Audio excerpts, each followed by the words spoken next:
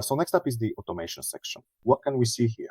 First of all, it's a preview of the existing campaigns. Here we can see statistics for a specific campaign, how many people are currently in progress, how many have fully completed their automation journey, and also the number of tasks scheduled in advance.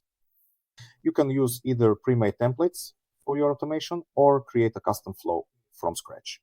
To do this, we give it a name, select its priority, and set up the schedule. The schedule can either fully match the sender profile schedule, or you can customize it by specific days and working hours. Now, let's move directly into the automation. Here we are greeted by 3 default blocks. The first block is Add Contacts.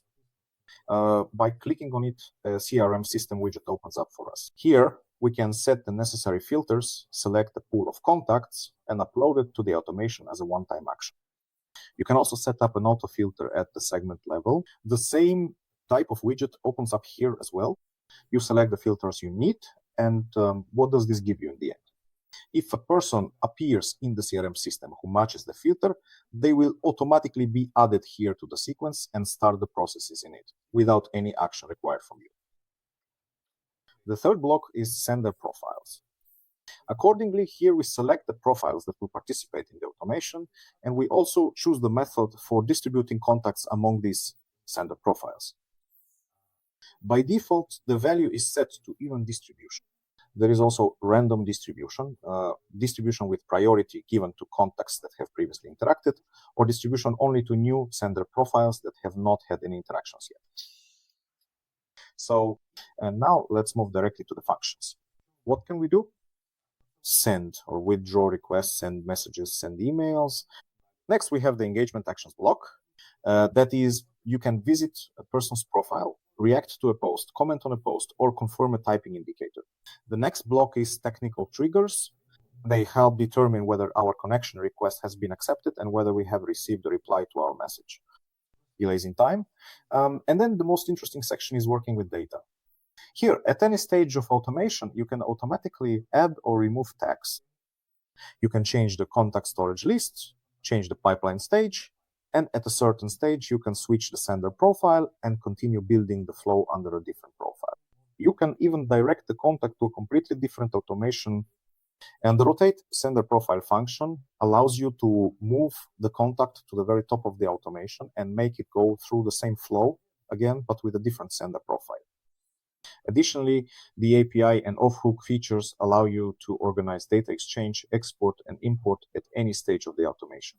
For example, if someone replies to you, at this stage you set up an API call, and the response data is immediately sent to your CRM system or any other external resource. And the last 2 features are A/B tests, where we can present numerous variations, set priorities for how these variations will be sent. And the final feature is the condition rule. It allows you to build scenarios based on rules. So we have rules and alternatives. For example, we want a person to have a verified profile. We select this function, set it up, and the branching is created. If the person has a verified profile, one scenario will follow along this branch. If the profile is not verified, then an alternative scenario will follow along the other branch. And let's quickly build one of these simple automations. Of course, we started with a connection request. We can either leave it empty or insert the variable we need. The system allows you to use about 20 variables. Also, if that's not enough, you can set up custom variables.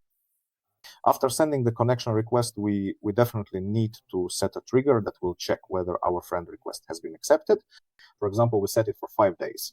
We can add a subtask, such as liking a post, and then wait another, let's say, 5 days. That's it. For 10 days, the system will check whether the contact has accepted our friend request. If they have accepted, they immediately move along the connect branch, and here we send our first message. Accordingly, after the message, we need to set a trigger that will determine whether we have received a reply. Also, so to speak, we wait 2 days for a response. And if there is no reply, we can endorse a skill, wait 1 more day, and then create a trigger. So what do we get? If there is still no response, we can send, for example, a follow-up, the next message. If there is a response, we can assign, for example, a certain tag. Let's choose a random one.